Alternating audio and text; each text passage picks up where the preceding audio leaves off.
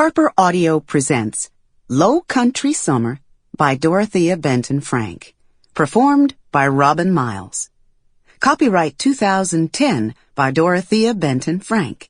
Production copyright 2010 by HarperCollins Publishers.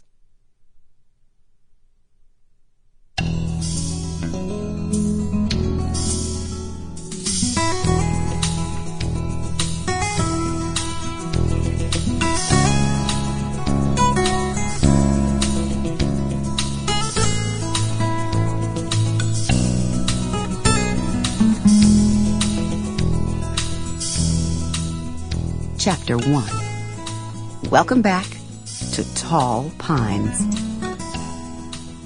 It is a generally accepted fact that at some point during your birthday, you will reassess your life. When you are young, and by young, I mean the sum of your years are under 20, your whole life is still in front of you. Your unjaundiced eyes are sunlit and wide. Your lungs rise and fall with breathless optimism. Whom will you marry? Who will you become? Will you be blessed with good children? Live in China? Climb Everest? Visit the Casbah? Sail the Amazon? Will the riches of the world find their way to your door? The details of your future life are still shrouded in the opaque mists of time's crystal ball. And you, the anxious and impetuous young you, hopping from one foot to the other, cannot wait to get there. But darling, when your years creep north of 30, your assessing eye blinks, drifts to the past to scan your scorecard, because your future is pretty much a foregone conclusion. Or is it? Surely by 40, you should know who you are and how well you're doing with your life. At least, you hope you'll have life under control by then. At least that's what I was thinking about on that Sunday afternoon, the 15th of April, 2007, when most of my family gathered at Tall Pines. They were there to toast the culmination of my 46 years and wish me well as I embarked on my 47th. None of us knew about the disasters to come that would change me and everyone around me forever. Had I not learned a thing? Apparently not.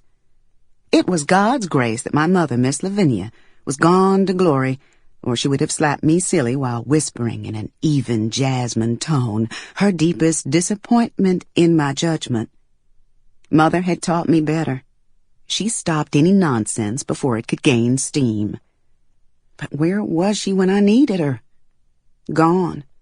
Yes, I still suffered over my mother's death for many reasons, not the least of which was that as soon as we were reunited in life, she slipped through my fingers and died. It was completely devastating and very, very unfair. And how would you like to have the job of filling Lavinia Boswell Wembley's shoes? You would not. Never mind, she literally had hundreds of pairs, one size smaller than my foot. I looked around. Rusty and my brother Trip, still together after all these years, despite all the interference, were in the living room. And as always, the heat between them was excruciating. I often wondered if what mischief they had with each other between the sheets was as provocative as their behavior in the company of others. As he handed her a plate of food, any fool could see his other hand traveling to her lap for a tickle. So silly. I wondered what my mother's friends, Miss Sweetie and Miss Nancy, thought about them. Not that Rusty or Trip would have been even slightly wounded for 1 second to learn that they had embarrassed their elders. They were oblivious. The old crows, knowing them, probably found the lovebirds' croon to be titillating. Why, they still fooled around in chat rooms for singles, pretending to be college co-eds. They thought it was hilarious. I guess it's fair to say that out here in Plantation country, your social life was really, truly only ever going to be what you made of it. And available men of their age were almost all gone, meaning deceased.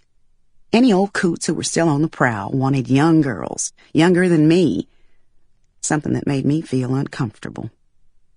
And you might know, Trip was still campaigning for Frances May to sign new separation papers that she had no intention of signing. Perhaps it was the fact that Rusty and Trip could not marry that kept their Sample complete. Ready to continue?